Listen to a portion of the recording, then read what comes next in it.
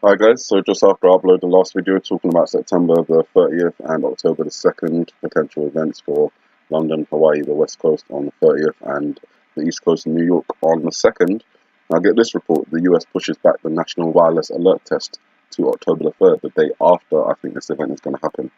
What are the chances that, they plan to do an emergency test but schedule it for the day after the emergency? The Trump administration has delayed until next month plans to send a message to all US cell phones testing a previously unused presidential alert system that aims to warn the public about national emergencies, officials said on Monday. The test message was originally scheduled for 2:18 p.m., that's Eastern Time. That's also a 9/11 backwards, 8 and 1, 9, 2 separated into two ones, 11. That would also be 11:18 on Pacific time, which is again 9/11, so double on both sides. But it's being pushed back to the same time on October the 3rd. So 2:18 Eastern Time, October the 3rd, they plan to do this emergency test. However, if my interpretation turns out to be correct, then it may be that the alert comes too late.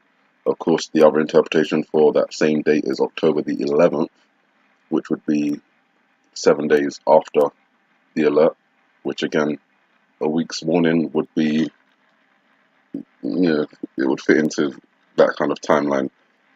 Do a test, 7 days later, do the real thing, or do the real thing and then schedule the test for the next day, but obviously it would have been too late by then.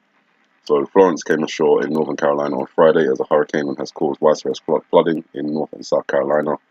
FEMA, which will send the alert, said last week that the messages would bear the headline Presidential Alert and that phones will make a loud tone and have a special vibration.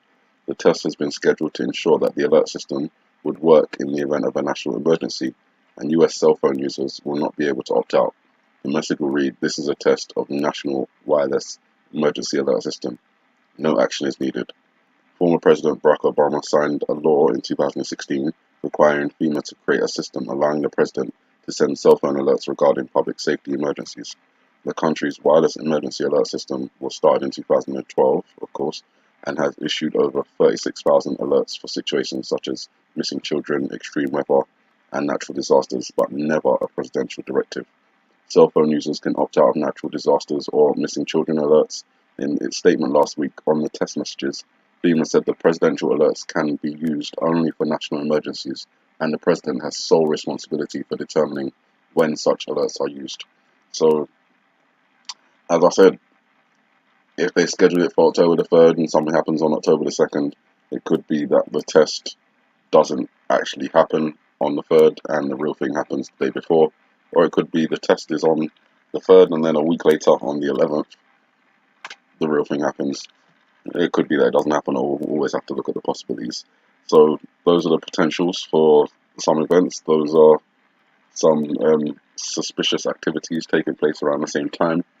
We'll see, obviously, within the next 2 weeks.